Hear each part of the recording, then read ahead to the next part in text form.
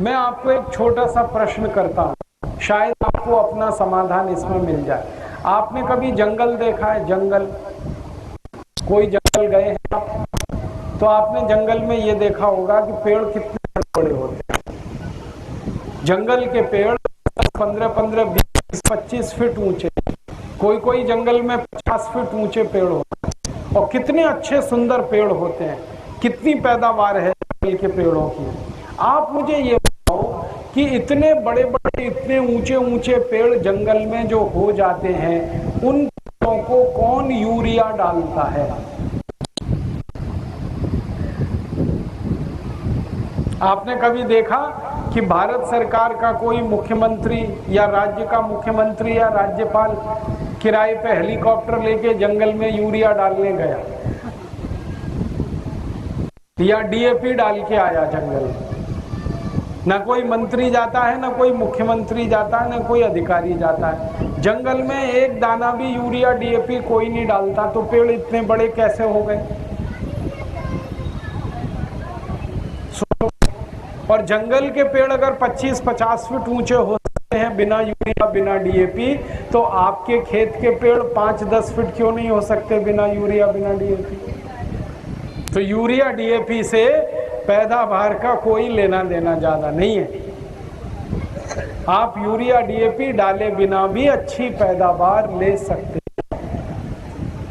आप देखते हैं जंगल में होता क्या है, ज्यादा पैदावार जंगल में कैसे आती है।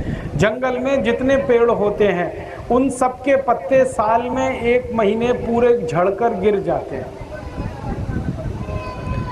एक मौसम आता है जिसको हम पतझड़ कहते हैं। पतझड़ में क्या होता है? जंगल के पेड़ के सारे पत्ते टूट के गिर गए।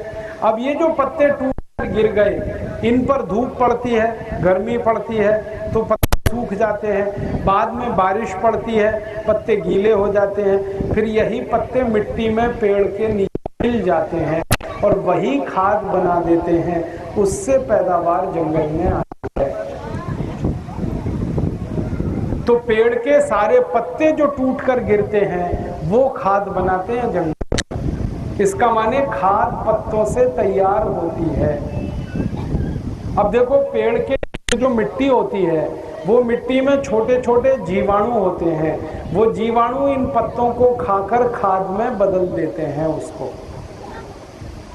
ये है जंगल में प्रक्रिया। तो जो जीवाणु जंगल की मिट्टी में होते हैं, वो आपके खेत की मिट्टी में भी हैं। तो आप खेत में भरपूर मात्रा में पत्ते डालो, तो आपके खेत में भी खाद हो जाएगी। जीवाणु पत्ते खाएंगे, खाद बना देंगे। लेकिन आप कहोगे कि इतने पत्ते लाएंगे कहाँ से हम, क्योंकि गाँव में पेड़ तो कम हो। तो इसका एक सरल समाधान है, वो ये कि आप अपने जानवरों को पत्ते ही तो खिलाते हो। जैसे गाय बैल भैंस को आप क्या खिलाते हो? गेहूं हुआ, ऊपर का हिस्सा वो आपने खाया, बीच का हिस्सा जो गेहूं का जिसमें पत्ते और तना शामिल है, वो जानवरों ने खाया। मक्का हुई मक्का, तो ऊपर का हिस्सा आपने खाया, बीच का हिस्सा जो पत्ते और तने का है, वो जानवरों ने खाया। यही तो होता है। बाजरा हुआ बाजरा, ऊपर का हिस्सा आपने खाया, बीच का पत्ते और तने का हिस्सा जानवरों ने खाया। तो जानवर तो पत्ते ही खा रहे हैं, और पत्ते खाकर वो जो गोबर दे रहे हैं, वही तो खाद है। फिर नहीं समझ में आई बात? समझ गए? बस, बहुत बढ़िया है। फिर तो अगर आपको ये बात समझ में आ गई, तो देश का तो कल्याण होने वाला है, बहुत फायदा होने वाला है। सब किसान अगर इसे समझ लें कि खेत की खाद जीवाणुओं द्वारा तैयार होती है, पत्तों के खाए जाने से वही पत्ते जानवर खाते हैं और वो खाद ही देते हैं गोबर के रूप में। तो ये गोबर की खाद डालो, इससे पैदावार आएगी। अब बहुत सारे किसान हमें ये कहते हैं कि गोबर तो हमने बहुत साल डाल के देखा, पैदावार नहीं आती। कई किसान मुझे ये कहते हैं कि गोबर तो हम डालते हैं, पैदावार नहीं आती। तो मैं देखा कि वो किसान गोबर डालते कैसे हैं। वो गोबर ऐसे डालते हैं कि खेत के पास पास में खड्डा खोदते हैं, साल भर का गोबर उस खड्डे में भरते रहते हैं, वो गोबर पर सूरज की धूप पड़ती रहती है, फिर वो गोबर सूख जाता है, फिर वो सूखा हुआ गोबर खेत में डालते हैं, यही करते हैं ना। इसमें पैदावार नहीं आएगी। ये जो सूखा हुआ गोबर आप डालोगे ना, ये ज्यादा पैदावार नहीं देता। तो फिर ज्यादा पैदावार कौन सा गोबर देता है? गोबर को गीला करके खेत में डालो, तब पैदावार ज्यादा आती है। सूखे गोबर से पैदावार नहीं आती, गीले गोबर से आती। तो आप गीला कैसे करें? गोबर को गीले करने के दो तरीके हैं। जो जानवर का गोबर है ना, उसी का मूत्र मिला दो गोबर में तो गीला हुआ, या पानी मिला दो। तो पानी मूत्र मिलाकर गोबर में तब खेत में डालो तो पैदावार बहुत अच्छी होगी। जैसे 1 एकड़ खेत आपके पास है, 1 एकड़, तो 1 एकड़ खेत के लिए 15 किलो गोबर ले लो, 15 लीटर मूत्र ले लो। गाय का गोबर तो गाय का मूत्र, बैल का गोबर तो बैल का मूत्र, भैंस का गोबर तो भैंस का मूत्र। 15 किलो गोबर, 15 लीटर मूत्र, ये दोनों को आपस में मिलाओ। प्लास्टिक का एक ड्रम ले लो और उसमें गोबर मूत्र को मिलाओ। फिर इसमें डालो 1 किलो गुड़। बढ़िया खाद बनाने का तरीका, 1 किलो गुड़ डालो, गुड़, और 1 किलो डालो इसमें दाल का आटा, चने की दाल, मटर की दाल, जो दाल सबसे सस्ती है वो दाल का आटा। मेरे गांव में मटर की दाल बहुत सस्ती है तो हम मटर की दाल का आटा डालते हैं। आपके गांव में अगर खेसारी की दाल सस्ती है, आप खेसारी की दाल का आटा डालो।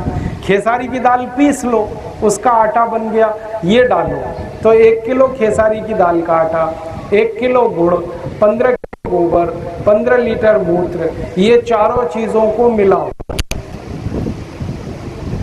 और मिलाने के बाद किसी भी पुराने पेड़ के नीचे से खोदी गई 1 किलो मिट्टी इसमें डालो। पुराने पेड़ के नीचे से खोदी हुई मिट्टी, पुराना पेड़ कोई भी हो, आम का है, पीपल का है, बरगद का है, अमरूद का है, अनार का है, देवनार का है, चिनार का है, साल का है, शीशम का है, कोई पेड़ पुराना हो, 10, 15, 20 साल पुराना, उसके नीचे से मिट्टी दो 1 किलो, वो मिट्टी इसमें डालो। तो 1 किलो मिट्टी, 1 किलो गुड़, 1 किलो खेसारी की दाल का आटा, 15 किलो गोबर, 15 लीटर मूत्र, ये 5 चीजें मिला के डालनी है। अब मिलाना किसमें है? प्लास्टिक के ड्रम में। अब ये मिला के 4-5 दिन रख दो, इसको चुपचाप रख दो, इसको छेड़खानी मत कर। मिला दिया, रख दिया, 4-5 दिन के बाद ये खाद तैयार हो जाएगी। और 4-5 दिन से लेके 15 दिन के बीच में कभी भी इसको खेत में डाल दो। अब डालेंगे कैसे इसको? इस खाद को खेत में डालने से पहले 200 लीटर इसमें पानी मिलाओ, 200 लीटर पानी। हाँ, 15 किलो गोबर, 15 लीटर मूत्र, 1 किलो गुड़, 1 किलो दाल का आटा, 1 किलो पुराने पेड़ के नीचे से खोदी हुई मिट्टी, ये सबको मिला के 4-5 दिन के लिए रख दिया। इसमें मिलाना 200 लीटर पानी। अब ये पतला पतला घोल तैयार हो गया, इसको खेत की मिट्टी पे छिड़क दो, डब्बा भर भर के छिड़क दो। बस यही, बस ये 1 एकड़ में। और छिड़कना इतना है कि मिट्टी गीली हो जाए, बस जितने में मिट्टी गीली हो उतना ही छिड़कना, ज्यादा नहीं। अगर आप बीज डाल रहे हो तो बीज डालने से 2-3 दिन पहले छिड़क दो, परिणाम बहुत अच्छा आएगा। अब इसको कितने कितने दिन पे छिड़कना है? किसी भी खेत की फसल में महीने में 2 बार छिड़कना है, 15 दिन में 1 दिन। जैसे आज आपने छिड़क दिया तो 15 दिन बाद फिर छिड़कना, फिर 15 दिन बाद छिड़कना, मिट्टी खाली है, खेत खाली है, तो इसको छिड़कना आसान है। अगर खेत में फसल खड़ी हुई है तो तब आप ऐसा करना कि जब लगाते हो खेत में तो पानी में ये मिला देना, डब्बा भर भर के। जैसे खेत की नाली में पानी जा रहा है ना, उसमें डब्बे से ये खाद भर भर के डाल देना, तो पानी के साथ पूरे खेत में चली जाएगी। और किसी भी फसल में आप ये लगाओ, धान की फसल है, गन्ने की फसल है, दाल की फसल है, सब्जियों की फसल है, गेहूं की फसल है, कोई भी फसल में लगाओ 15 दिन में 1 दिन।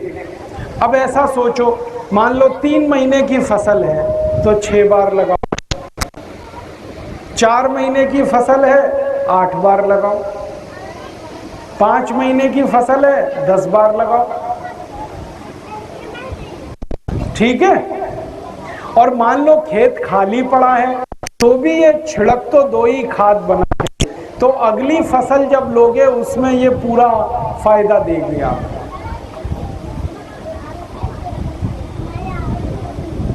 अब इसमें आपने जो चीजें डाली, जैसे गोबर है वो मुफ्त का है, मूत्र है वो मुफ्त का है, गुड़ अगर घर में पैदा होता है तो वो मुफ्त का है, दाल अगर घर में पैदा हो रही है तो बिल्कुल मुफ्त की है, और मिट्टी तो पुराने पेड़ के नीचे से सब जगह मुफ्त में मिली जाती है। तो ये खाद बिल्कुल मुफ्त में बनेगा।